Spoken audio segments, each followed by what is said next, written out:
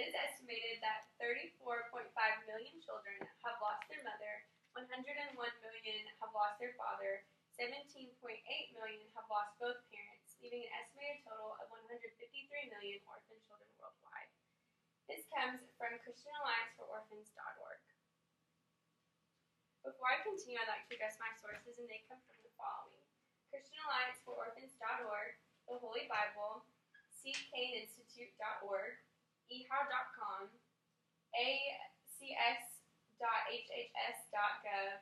globalchurch.com, orphanslifeline.org, donateworldvision.org, 2and4poor.blogspot.com, an interview with Danita Slayton, and goodreads.com. My name is Sharon Weber, and today I will be addressing the need for orphan care around the world, and the solution I will be addressing is getting involved through donations and hands-on involvement. Religion that God our Father accepts as pure and faultless is this: to take care of orphans and widows in their distress. This comes from James 1:27 from the Holy Bible. In the U.S., around 400,000 children are living without permanent families in the foster care system. 101,666 of these children are eligible for adoption, but nearly 32% of these children will wait over 3 years in foster care before being adopted. This comes from ckaininstitute.org. Inhibited social, cognitive, psychological, and physical development are all common long-term effects of orphanhood. Typically, the younger the age of a child when orphaned and the longer he remains without a home, the more drastic the impact that his experiences as an orphan will have on his development. This comes from ehow.com. In 2012, over 23,000 youth aged out of the U.S. foster care system without the emotional and financial support necessary to succeed. Nearly 40% had been homeless or couch surfed. Nearly 60% of young men had been convicted of a crime, and only 48% were employed. 75% of women and 33% of men received government benefits to meet basic needs. 50% of all youth who aged out were involved in substance use, and 17% of the females were pregnant. This information comes from acf.hhs.gov. While we know that the number of orphans worldwide is very large, there is a significant amount that is not being accounted for. There is an additional 150 million street children, 102 million trafficked children, and tens of thousands of child soldiers, many of whom are also orphans. This comes from acs.hhs.gov. Who is affected? This is a picture of Rahindra. He's a 12-year-old boy, and him and his brother Ram were found safely in an orphanage when their father committed suicide after a diagnosis of HIV. Their mother also has this disease.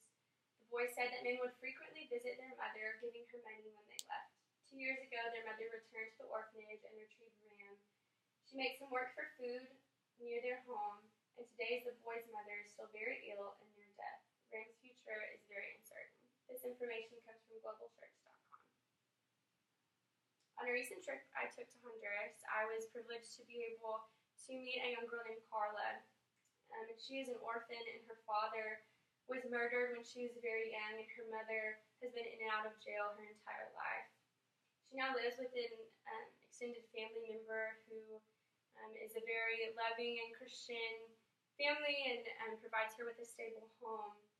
And she's a very bright and joyful girl, but at the age of 10, she has already faced a lot of just baggage and pain and emotional turmoil from being an orphan. Being left without her biological parents has really made her question things, including her faith in God. In essence, every orphan child will either perish or receive his or her basic human needs from some source, good or bad. It is up to those who have the means and the opportunity to be sure that that source is good to provide for them. If we don't, it will be the pimps, slave traders, ill-willed relatives, thieves, gangsters, warlords, and terrorists that do. This is a quote from orphanslifeline.org. If a starving child learns that the most sure way to not be hungry is to steal, they will learn that behavior as a means of survival.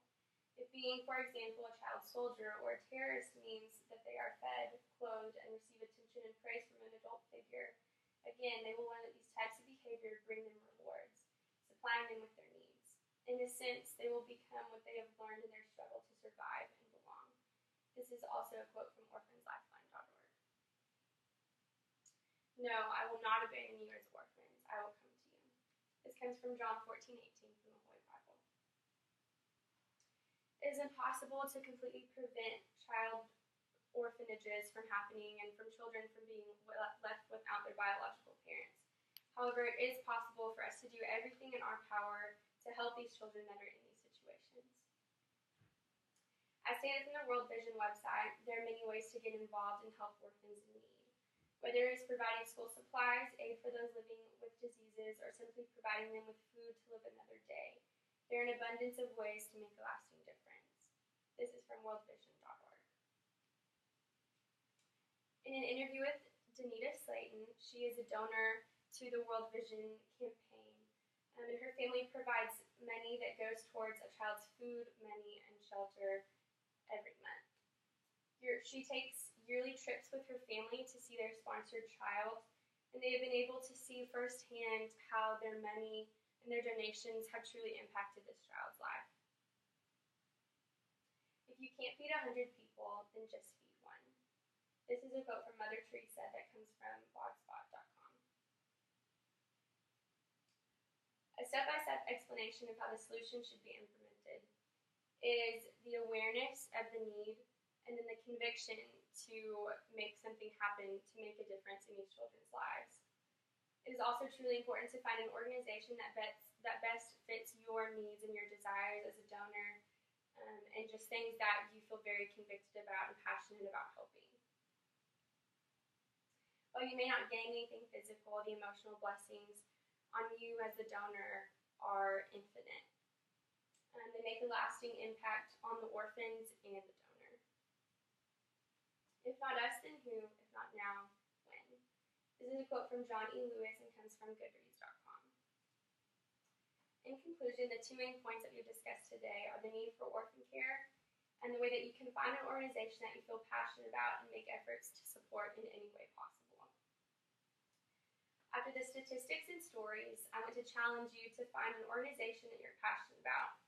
Find a way that fits your individual situation and your needs and your desires as a donor. Do what you can to make a difference in the life of someone who cannot change their own situation